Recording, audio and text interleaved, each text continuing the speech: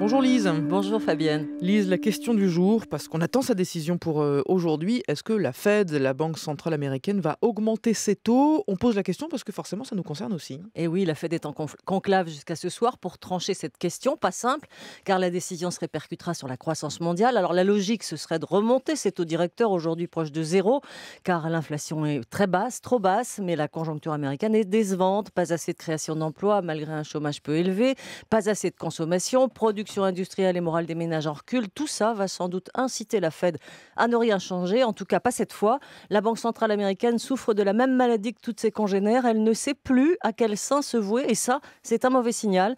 Depuis la crise de 2008, elle a injecté dans l'économie près de 3600 milliards d'euros.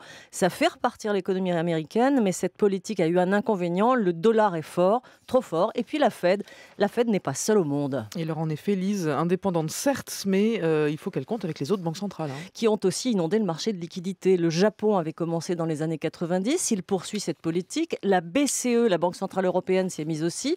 Autrefois, on lui reprochait son extrême indépendance. À l'allemande, et bien depuis l'arrivée de Mario Draghi, elle a pourtant volé au secours de l'économie européenne, notamment en achetant depuis mars dernier 60 milliards d'actifs par mois et en prêtant aux banques quasi pour rien. Ces rachats massifs, ce quantitative easing, cette politique quantitative vont durer jusqu'en septembre de l'an prochain.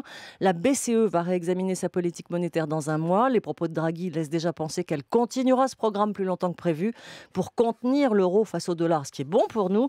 La BCE use donc de ces deux outils, liquidité coulant à flot sur les marchés et taux très bas. La Chine s'y est mise depuis l'été en abaissant 6 fois ses taux. C'est un peu la course à l'échalote entre les banques centrales pour renouer avec la croissance dans l'économie réelle. Mais alors au moins, est-ce que ça marche, Lise? Parce qu'on n'en a pas toujours l'impression. C'est tout le problème, car en plus de regarder par-dessus l'épaule du voisin, les banques centrales ne savent plus quoi faire. Ces programmes de politique quantitative auraient dû donner un coup de fouet formidable à la croissance mondiale.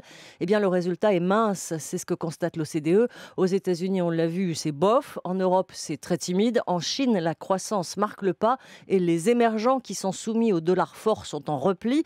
Ces politiques monétaires qui ont évité un effondrement du système n'ont pas d'énormes répercussions dans l'économie réelle, dans la vraie vie, quoi.